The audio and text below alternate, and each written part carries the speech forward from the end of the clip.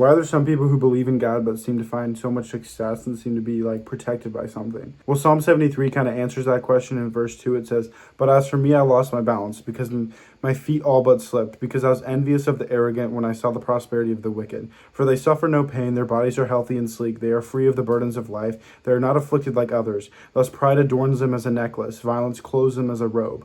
Out of their stupidity comes sin. Evil thoughts flood their hearts. They scoff and spout their malice. From on high they utter threats. They set their mouths against the heavens. Their tongues roam the earth. So my people turn to them and drink deeply of their words. They say, 'Does God really know? Does the Most High have any knowledge?'" I think when we look at these people who succeed in life and seem to be protected by some power, we think like, how can they be so successful and prosper in life without God? And we only really see it from the outside front.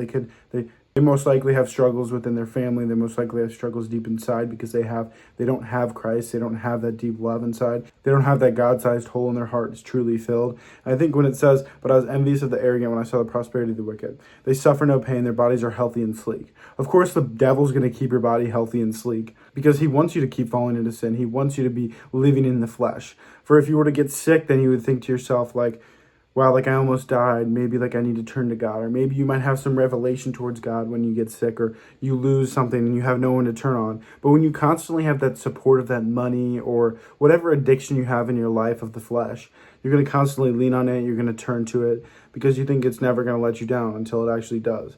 And when it does let you down, you turn to God. So wouldn't the devil want you to keep prospering in your own flesh? Keep that steady dopamine rush or steady reliance on the things of the world. And that's why it says, out of their stupidity comes sin. Evil thoughts flood their hearts. They're full of malice. They're full of evil. Their hearts are genuinely full of evil because they are in love with the world. They have put all their reliance and everything into the world. They seek no moral good. They seek no moral hierarchy. They just want to live within the flesh. So I think when people succeed outside of God, they have the devil's help. They have prosperity when it comes to succeeding with the devil. And it says, they say, "Does God really know? Does the Most High have any knowledge?" Of course God understands this. He knows this.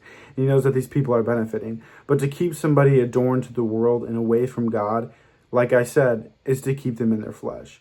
So God is going to take some of these things away from you in your life and only give things to you when he knows you're worthy. God's not going to give you a lot of money if it's going to separate the relationship between him. If you're truly trying to have a relationship with Christ, let's say you're not seeking Christ, you're not having a relationship with Christ.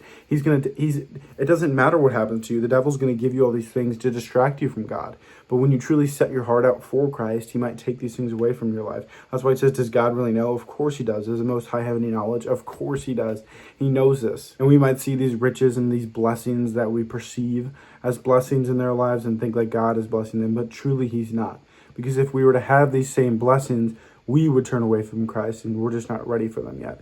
That's why everyone says God has a plan for you, because God will give you gifts and blessings at certain times of your life when you truly are ready to receive them, so they won't negate you from God. God bless.